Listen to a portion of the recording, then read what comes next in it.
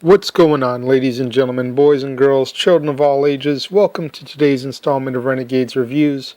I am the Renegade J.J. Williams, here to bring you my thoughts on yet another horror movie, this time the sequel to the 1931 classic Frankenstein, released in 1935, just 4 years later, The Bride of Frankenstein. Mary Shelley reveals the main characters of her novel survived. Dr. Frankenstein, goaded by an even madder scientist, proceeds to build his monster a mate in this sequel.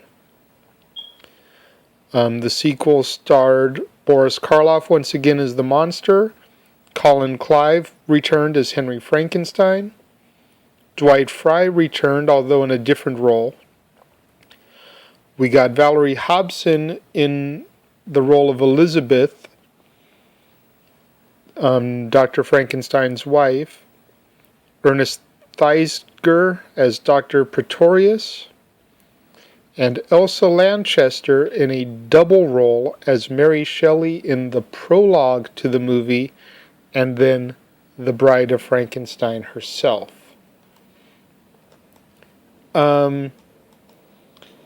This sequel was very, very well done. Unlike most sequels that usually fall flat of the original, this sequel was very well put together. It picked up exactly where the original story left off and continued it.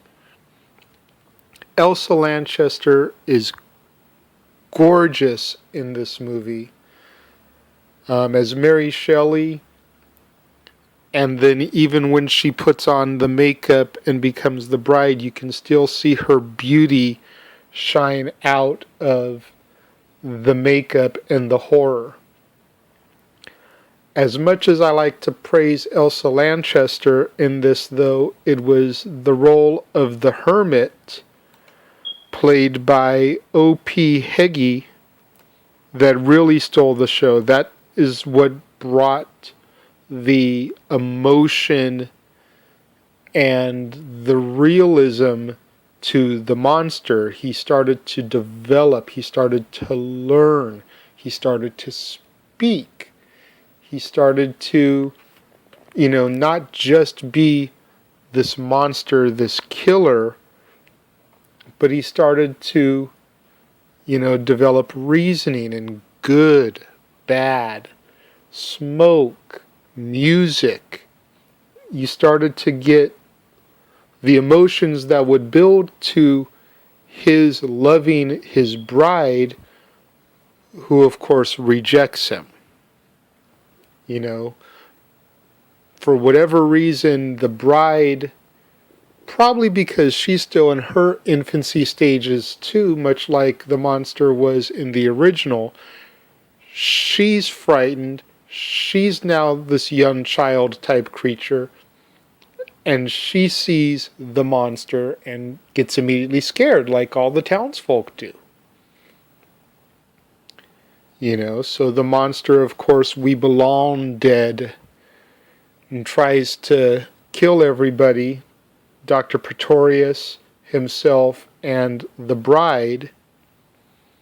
My question, though, is much like Jason always comes back, much like Freddy always comes back, and Michael Myers. The Frankenstein monster kept coming back for sequels, but why did the bride not come back?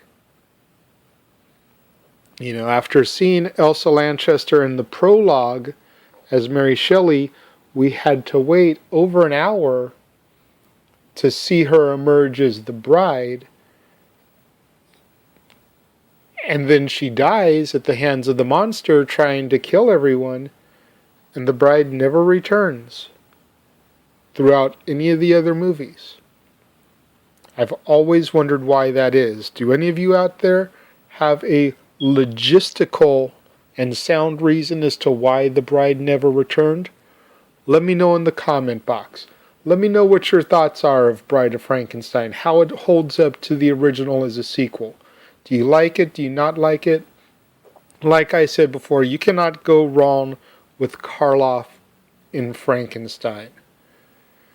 So with that in mind, tomorrow I'm going to touch on the son of Frankenstein here on the Casa D18 Studios channel. Make sure you leave your comments and your movie suggestions in the comment box. Tweet your movie recommendations that you want me to cover on the road to Halloween to @ROWJJWilliams on Twitter. And until tomorrow here on the Casa D18 Studios channel when I review Son of Frankenstein, I'm the Renegade JJ Williams, and I'll talk to you later.